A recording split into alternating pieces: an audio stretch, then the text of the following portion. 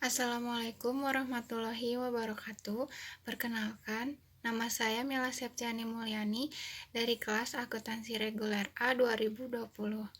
NPM 4343403202052. Di sini saya akan menjawab soal UAS TIK. Soal yang pertama, apa pengertian teknologi informasi dan komunikasi menurut para ahli? Menurut William dan Sawyer, menjelaskan bahwa teknologi merupakan sebuah gabungan dari satu komputer dengan jaringan yang performanya sangat tinggi dan dapat membawa semua data, baik suara, gambar, ataupun video. Yang nomor 2, apa fungsi dari teknologi informasi? Fungsi teknologi informasi ada 6, yaitu 1. Menangkap atau capture. Menangkap di sini bisa diartikan sebagai menginput, misalnya menerima inputan dari mic, dari keyboard, dari scan, dari mouse, atau lainnya. Yang kedua, mengolah atau processing. Mengolah atau memproses data masukan yang diterima untuk menjadi informasi. Pengolahan dapat berupa menghitung, mengkonversi, atau menganalisis. Yang ketiga, menghasilkan atau generasi, yaitu menghasilkan atau mengorganisasikan informasi ke dalam bentuk laporan yang dapat dimengerti oleh orang lain. Misalnya, tabel, grafik, dan gambar.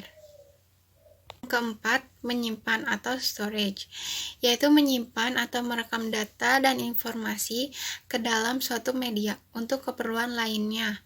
Misalnya, menyimpan ke flash disk, ke hard disk, tape, atau lainnya. Yang kelima, mencari kembali atau retrieval.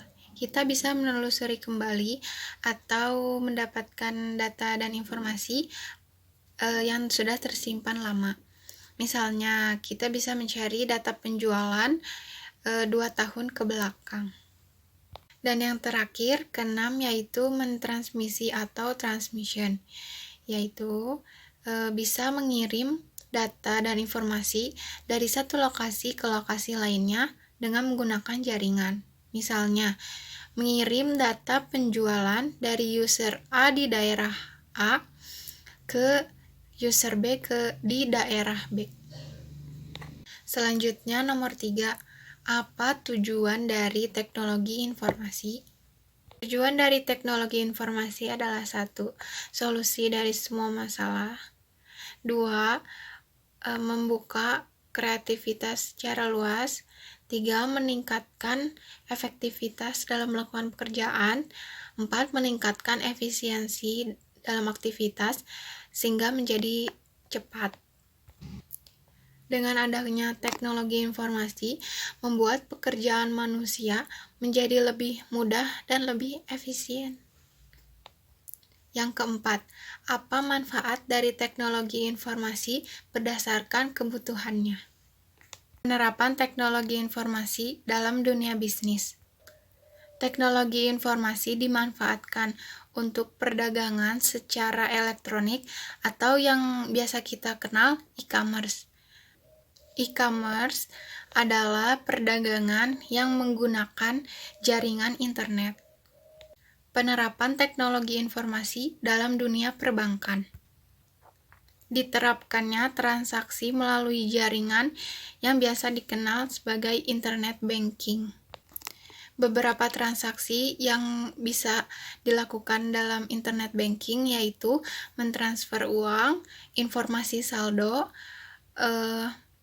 pemindah bukuan, pengecekan saldo, dan pembayaran tagihan.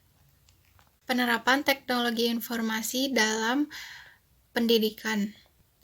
Dalam melaksanakan pembelajaran, teknologi informasi dan komunikasi sering dijumpai. Contohnya, proses pembelajaran jarak jauh atau e-learning. Dalam pandemi sekarang, e-learning adalah alternatif yang sangat utama karena tidak dibolehkan bertatap muka ke sekolah atau ke kampus. Oleh karena itu, guru atau dosen dengan mahasiswa dan siswanya melakukan daring atau pembelajaran online yang dilakukan misalnya Zoom, Google Meet, atau yang sejenisnya. Penerapan teknologi dan informasi dalam bidang kesehatan. Sistem berbasis kartu pintar atau smart card digunakan para medis untuk mengetahui riwayat penyakit pasien yang datang ke rumah sakit. Di dalam kartu tersebut terdapat riwayat-riwayat dari pasien.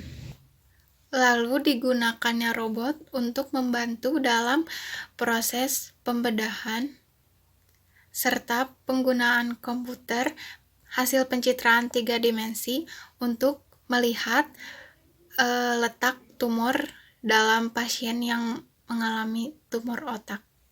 Akhir soal kelima yaitu bagaimana peranan teknologi informasi bagi perusahaan. Teknologi informasi bagi perusahaan dibilang sangatlah penting, yaitu mempermudah cara berkomunikasi. Contohnya, penggunaan email. Bagi banyak perusahaan, email adalah penggunaan utama untuk sarana komunikasi bagi karyawan, pemasok, dan pelanggan. Penggunaan email sangatlah mudah dan relatif jauh lebih murah jika dibandingkan dengan faxmail untuk berkomunikasi. Selanjutnya, manajemen data. Saat ini, sebagian besar perusahaan menyimpan versi digital dokumen-dokumennya ke dalam server atau perangkat penyimpanan. Dokumen-dokumen ini secara langsung tersedia bagi semua orang di perusahaan terlepas dari jauh dekatnya lokasi mereka. Jadi perusahaan dapat menyimpan dan memelihara sebagian besar data historis mereka secara ekonomis, dan karyawan-karyawannya pun dapat mengakses langsung dokumen yang mereka butuhkan. Lalu, Customer Relationship Management. Perusahaan menggunakan IT untuk memperbaiki cara merancang dan mengelola hubungan terhadap para pelanggan. Customer Relationship Management atau CRM adalah sistem yang dapat menangkap setiap interaksi perusahaan terhadap para pelanggan, sehingga terdapat data kronologis para pelanggan jika sewaktu-waktu dibutuhkan. Sekian dari saya, mohon maaf jika ada kesalahan dan kurang berkenan. Wabillahi taufiq wal hidayah. Wassalamualaikum warahmatullahi wabarakatuh.